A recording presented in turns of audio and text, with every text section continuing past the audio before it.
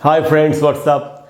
अच्छा दोस्तों, इंग्लिश सीखते वक्त हमारे सामने अक्सर कुछ ऐसे वर्ड्स आते हैं जो हमें कंफ्यूज करते हैं। कंफ्यूज क्यों करते हैं दोस्तों? क्योंकि या तो उनकी स्पेलिंग मिलती जुलती होती है या उनकी मीनिंग मिलती जुलती होती है। दोस्तों, आज की क्लास में हम कुछ ऐसे ही वर्ड सीखने वाले हैं और अपनी कन्फ्यूजन को दूर करेंगे और इन वर्ड्स को अच्छी तरह से सीख के इनको सेंटेंस में यूज़ करना भी सीखेंगे। बहुत इन्फॉर्मेटिव क्लास है दोस्तों, आपको एंड तक पूरे वीडियो को ध्यान से देखना चाहिए और इन सारे वर्ड्स को सीख करके, उनकी मीनिंग को सीख के, उनके यूज़ को सीख के इनको अच्छी तरह से अपने लिखने और बोलने में, इंग्लिश लिखने और बोलने में इनको यूज़ करना चाहिए। दोस्तों, हमारी आज की जो क्लास है उसका नाम है कंफ्यूजिंग वर्ड्स पार्ट 7। पार्ट 7 का क्या मतलब है दोस्तों? पार्ट 7 का ये मतलब है कि हम इसके पार्ट 6 तक पहले ही कर चुके हैं। अगर आप वो वीडियोज़ भी देखना चाहते हैं पहले के पार्ट 6 तक, तो मेरे चैनल पर एक प्लेलिस्ट है जिसका नाम है लर्न इंग्लिश वोकैबुलरी। वोकैबुलरी सीखें, उस प्लेलिस्ट में जाके आप वो सारे के सारे पार्ट्स देख सकते हैं। उन वीडियोस के अलावा और भी दूसरे वीडियोस हैं, बहुत अच्छे अच्छे वर्ड्स सीखने के लिए हैं, तो आप उन वीडियोस, बाकी के वीडियोस को देख करके भी दूसरे वर्ड्स भी सीख सकते हैं। दोस्तों, आज जो हम सीखने वाले हैं वो है कंफ्यूजिंग वर्ड्स और पहला जो पेयर है दोस्तों हमारा वो है listen and here. Here and listen दोनों में क्या फ़र्क है? दोनों का मीनिंग है दोस्तों हिंदी में सुनना। तो एक एक करके समझते हैं कि इनकी एग्जैक्ट या एक्यूरेट मीनिंग क्या है। हियर का मतलब है दोस्तों सुनना, लेकिन ये कैसा सुनना है? When we don't make efforts, जब हम किसी साउंड को सुनने के लिए अपनी तरफ से कोई कोशिश नहीं करते, कोई एफर्ट नहीं लगाते, उसी को हियर कहते हैं। इसका मतलब समझे आप? जैसे मान लेते हैं आप एक क्लासरूम में बैठे हैं, वहाँ जो टीचर जो पढ़ा रहे हैं, अगर आप सीखना चाहते हैं तो आप उनकी बात को ध्यान से सुनेंगे, उसको लिसन कहते हैं। जब आप ध्यान से सुन रहे हैं, आप एक एक्शन कर रहे हैं, अपनी तरफ से एफर्ट लगा रहे हैं, कोशिश कर रहे हैं। लेकिन अब ये दुनिया बहुत बड़ी है, जहाँ पर आप पढ़ाई कर रहे हैं उसके आसपास और भी चीज़ें होती होंगी। कोई गाड़ी गुजर रही होगी, कोई कभी कुछ आवाज़ कहीं हो जाती होगी, वो आवाज़ हमारे कान में आके पड़ जाती है, जिसको हम सुनना नहीं चाहते, लेकिन अपने आप आके कान में आवाज़ पड़ती है। हम उसमें कोई कोशिश नहीं करते, वो एक इवेंट है, वो एक घटना है जो अपने आप हो जाती है, उसको हियर कहते हैं। तो आप समझ गए दोस्तों दोनों में क्या डिफरेंस है? अब हम थोड़ा डिटेल में समझ लेते हैं। तो दोस्तों, when we don't make efforts, जब हम कोशिश नहीं करते अपनी तरफ से और तब जब हमको कुछ सुनाई पड़ता है, तो उसका मीनिंग है हियर। और सेंटेंस में कैसे यूज़ करेंगे दोस्तों? एक एग्जांपल है यहाँ पर, I heard a strong noise. कोई बता रहा है मैंने एक बड़े ज़ोर की आवाज़ सुनी, बहुत ज़ोर से एक शोर हुआ कुछ कहीं पर, मैंने वो आवाज़ सुनी। अब दोस्तों, ये जो शोर शराबा होता है इसको कौन सुनना चाहता है? कोई गाना हो तो हम अपनी मर्ज़ी से सुनते हैं उसको। कोई हमसे मीठी मीठी बातें कर रहा हो, प्यार की बातें कर रहा हो, तो हमको सुनने में अच्छा लगता है, वो तो हम ध्यान से सुनते हैं, वो है लिसन। अब शोर हो रहा है, ये कौन सुनना चाहेगा? ये तो अपने आप आके आवाज़ काने पड़ जाती है। इसीलिए दोस्तों जब कहा गया कि मैंने एक शोर सुना, एक नॉइज सुना, तो वहाँ पर हियर वर्ड का इस्तेमाल हुआ। हियर का पास्ट टेंस यूज़ किया है दोस्तों, heard second form. I heard strong noise, मैंने एक ज़ोर की आवाज़ सुनी, ज़ोर का शोर सुना, मैंने नॉइज सुना। अच्छा दोस्तों, जैसे मैं आपको बता रहा था, ये एक इवेंट है, ये एक घटना है जो अपने आप हो जाती है। तो आप समझ गए दोस्तों हियर का क्या मीनिंग है। अब दोस्तों हम आते हैं लिसन पर। लिसन का क्या मीनिंग है? लिसन का भी मीनिंग है दोस्तों सुनना, लेकिन जैसा मैंने आपको बताया, इस ध्यान से जब सुनते हैं किसी चीज़ को, उसको लिसन कहना चाहिए। तो वही लिखा है दोस्तों, पेइंग अटेंशन टू साउंड्स। जब भी हम किसी साउंड को, किसी आवाज़ को, किसी बात को, किसी गाने को ध्यान दे करके सुनते हैं, तब हमको लिसन वर्ड का इस्तेमाल करना चाहिए। जैसे मान लेते हैं आप सॉन्ग सुनते हैं, BTS का एक नया सॉन्ग आया है, आप सुनना चाहते हैं उसको, ऑब्वियसली क्योंकि आपको BTS पसंद है, तो आप ध्यान से सुनेंगे, सुनूँ क्या, कौन सा नया सॉन्ग है, क्या क्या इसमें वर्ड्स, क्या लिरिक्स हैं, क्या इसमें म्यूज़िक इस्तेमाल हुआ है, तो ध्यान सुनेंगे। कोई ब्रूनो मार्स का सॉन्ग आया, कोई अडेल का सॉन्ग आया नया, उसको हम ध्यान से सुनते हैं। तो इसीलिए दोस्तों एक एग्जांपल बनाया मैंने।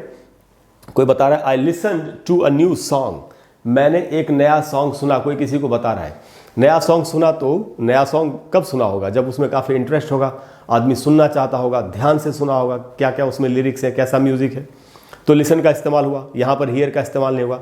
ये दोस्तों एक एक्शन है जिसको हम करते हैं अपनी तरफ से। हियर एक इवेंट है जो अपने आप हो जाता है, कान में आकर आवाज़ पड़ जाती है। लिसन एक एक्शन है जिसको हम करते हैं। आप दोस्तों समझ गए दोनों में क्या डिफरेंस है। लिसन के बारे में दोस्तों एक और चीज़ है कि लिसन के बाद जब भी आप किसी ऑब्जेक्ट का इस्तेमाल करेंगे, यानी जिसकी भी आवाज़ आप सुन रहे हैं, या तो आप गाना सुन रहे हैं या किसी आदमी की आवाज़ सुन रहे हैं, तो आपको लिसन और उस ऑब्जेक्ट के बीच में टू का इस्तेमाल ज़रूर करना चाहिए। जैसे इसी एग्जाम्पल को देखें तो यहाँ लिखा हुआ है I listen to a new song. जिस भी चीज़ को आपने सुना, तो दोनों के लिसन और उस सॉन्ग के बीच में टू का इस्तेमाल हुआ। जैसे आप किसी इंसान के ही बारे में बताया, मैंने उसकी बात सुनी, तो आपको बोलना चाहिए आई लिसन टू हिम। तो ये टू का इस्तेमाल ज़रूर करेंगे अगर लिसन के बाद ऑब्जेक्ट है तो। जैसे कई बार दोस्तों हम बताते हैं, जैसे यहाँ पर लिखा है listen to a new song, कई बार हम अपनी हॉबी बताते हैं, जैसे my hobby is listening to music, लेकिन कई बार इसको लोग अनजाने में बोल देते हैं माई हॉबी इज़ लिसनिंग म्यूज़िक। वो इनकरेक्ट है दोस्तों, लिसनिंग म्यूज़िक गलत हो जाएगा, लिसनिंग टू म्यूज़िक बोलना बहुत ही ज़रूरी है। लिसन के बाद टू तब नहीं यूज़ होगा जब आप ऑब्जेक्ट का इस्तेमाल नहीं कर रहे। जैसे हम बुलाते हैं ना किसी को, कई बार अरे भाई ज़रा सुनना है मिस्टर लिसन, वहाँ पर टू नहीं लगाएंगे क्योंकि हम लिसन के बाद कोई वर्ड इस्तेमाल नहीं कर रहे। तो लिसन के बाद जब भी ऑब्जेक्ट का इस्तेमाल करें तो टू ज़रूर लगेगा, ये हमको याद रखना है। तो दोस्तों अब मुझे पूरी उम्मीद है कि आप अच्छी तरह से समझ गए कि हियर और लिसन में क्या डिफरेंस है। अब हम दोस्तों आते हैं अगले वर्ड पे। अगला वर्ड है दोस्तों, जो पेयर है वो है स्टेशनरी का। दोस्तों ये दोनों स्टेशनरी हैं, स्पेलिंग में सिर्फ एक लेटर का फ़र्क है। क्या? ये है दोस्तों STATIONARY और ये है दोस्तों STATIONERY। तो दोनों में क्या फ़र्क है? हम बहुत लोग तो ये फ़र्क कई सालों तक नहीं समझ पाते। मैं खुद जब इंग्लिश सीख रहा था, जब मुझे इंग्लिश ठीक से नहीं आती थी, तो मैं बरसों तक इस स्टेशनरी की जगह पर इस स्टेशनरी का इस्तेमाल करता रहा। बाद में मुझे जब किसी ने बताया या मुझे कहीं से सीखने का मौका मिला होगा, तब मेरी समझ में आया कि दोनों में क्या डिफरेंस है। तो दोस्तों ये कंफ्यूजिंग वर्ड्स हैं, इसीलिए हम इनको सीख रहे हैं आज। तो दोस्तों ये जो पहला स्टेशनरी है जिसमें ए का इस्तेमाल हुआ है, इसकी मीनिंग होती है अनमूविंग, स्टिल, यानी जो स्थिर है, जो चल नहीं रहा, जिसमें मूवमेंट नहीं है। अक्सर गाड़ियों को आपने देखा, जैसे कोई गाड़ी खड़ी है तो आप उसको बोल सकते हैं स्टेशनरी बस। कोई वैन खड़ी है जो मूव नहीं कर रही, स्टेशनरी वैन, जो उधर ही खड़ी रहने वाली है या खड़ी रहती है। तो इस प्रकार से जब कोई चीज़ स्थिर हो, खास करके गाड़ियाँ इत्यादि, तो उसके लिए आप स्टेशनरी, गाड़ियाँ ही क्या, किसी कोई भी चीज़ जो स्थिर है उसके लिए आप इस्तेमाल कर सकते हैं। सेंटेंस में कैसे यूज़ करेंगे दोस्तों? एक एग्जाम्पल है, the car collided with a stationary bus. Collide का मीनिंग होता है दोस्तों टकरा जाना।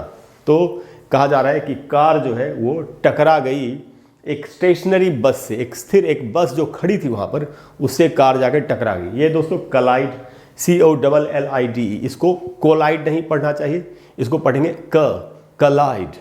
तो कलाइडेड पास्ट टेंस में लिखा गया, the car collided with a stationary bus. Car एक स्थिर बस से जो खड़ी थी उससे जाकर टकराई। तो आप समझ गए इसका क्या मीनिंग है। दूसरा वर्ड है दोस्तों स्टेशनरी, इसमें STATIONERY इसकी स्पेलिंग है, स्टेशनरी। इसका मीनिंग क्या है दोस्तों? इसकी मीनिंग दोस्तों बहुत ही कॉमन है, आप सब बचपन से यूज़ करते हैं। इसका मीनिंग है दोस्तों राइटिंग मटेरियल, यानी लिखने का सामान, लिखने का जो भी सामान है, पेन है, पेंसिल है और जितनी भी चीज़ें होती है जो स्टेशनरी हम बचपन से यूज़ करते हैं लिखने पढ़ने के लिए, तो उसको स्टेशनरी बोलते हैं। सेंटेंस में कैसे यूज़ करेंगे दोस्तों? कोई बता रहा है किसी को, I need to buy some stationery, मुझे कुछ स्टेशनरी खरीदने की ज़रूरत है, यानी लिखने का कोई सामान खरीदने की ज़रूरत है। तो दोस्तों दोनों में यही फ़र्क है। बहुत ध्यान से जब यूज़ कर रहे हो तो स्पेलिंग को याद रखना है कि जब NARY होगा तो उसका मीनिंग होता है स्थिर, रुका हुआ, और जब ENERY होगा तो उसका मीनिंग होता है वो लिखने पढ़ने वाला सामान, स्टेशनरी। तो दोस्तों आप समझ गए, मुझे पूरी उम्मीद है कि आप अच्छी तरह से समझ गए कि दोनों में क्या डिफरेंस है। अब दोस्तों जो अगला वर्ड है वो है हैंग, और दोस्तों ये एक ही वर्ड है, लेकिन इस वर्ड की दो मीनिंग कम से कम हमको ज़रूर सीखनी चाहिए। और जब खास करके जब इसको पास्ट टेंस में यूज़ करते हैं तो दो अलग अलग रूप बनते हैं इसके पास्ट टेंस में, इसीलिए ये वर्ड सीखना बहुत ज़रूरी है। ये जो वर्ड है दोस्तों हैंग, ये एक वर्ब है, क्रिया है, और इसकी कम से कम दो मीनिंग है। और एक मीनिंग है टांगना, यानी लटकाना। जैसे दीवार से हम जब कोई चीज़ लटकाते हैं, कोई शर्ट हमने लटका दी दीवार में, ऐसे करते हैं हम लोग, तो टांगना या लटकाना वो एक मीनिंग है। दूसरा मीनिंग दोस्तों फांसी देना, जब किसी ने कोई ऐसा अपराध कर दिया कि उसको फांसी की सज़ा सुनाई गई है, तो जब उसको फांसी दी जाएगी तो उसको भी हैंग बोलते हैं। ये दोनों मीनिंग जो है दोस्तों, इनका दोनों का पास्ट टेंस अलग अलग वर्ड बनते हैं इसके, ये सीखना बहुत ज़रूरी है। तो जैसे मैं आपको बता दूं, यहाँ पर लिखा है मैंने V2, यानी वर्ब की सेकंड फॉर्म पास्ट टेंस, यानी जब आप टांगने वाले सेंस में, लटकाने वाले सेंस में पास्ट टेंस बनाएंगे तो उसकी स्पेलिंग होगी HUNG, और पढ़ेंगे इसको हंग। तो यहाँ दोस्तों हिंदी में मीनिंग लिख दिया मैंने, टांगा या लटकाया। तो ये जो है HUNG, हंग का मीनिंग है टांगा या लटकाया। और जब फांसी पे किसी को चढ़ा दिया, फांसी दे दी, तो उसमें लगेगा दोस्तों हैंग्ड, HANGED, और मीनिंग है यहाँ पर फांसी दी किसी को। सेंटेंस में कैसे यूज़ होगा? जैसे मान लेते हैं कोई बता रहा हो किसी को हंग यूज़ करना है, मैंने अपनी शर्ट दीवार पे टांग दी, अगर ऐसे बोलना हो तो हम कहेंगे I hung the shirt on the wall. आप समझ गए कैसे यूज़ करेंगे? मैं फिर से बताता हूँ आपको। आई हंग, इसमें DED नहीं लगेगा, आई हंग, क्योंकि ये खुद पास्ट टेंस है। I hung the shirt on the wall and he was hanged to death, उसको फांसी दे दी गई, उसको फांसी पर लटका दिया गया।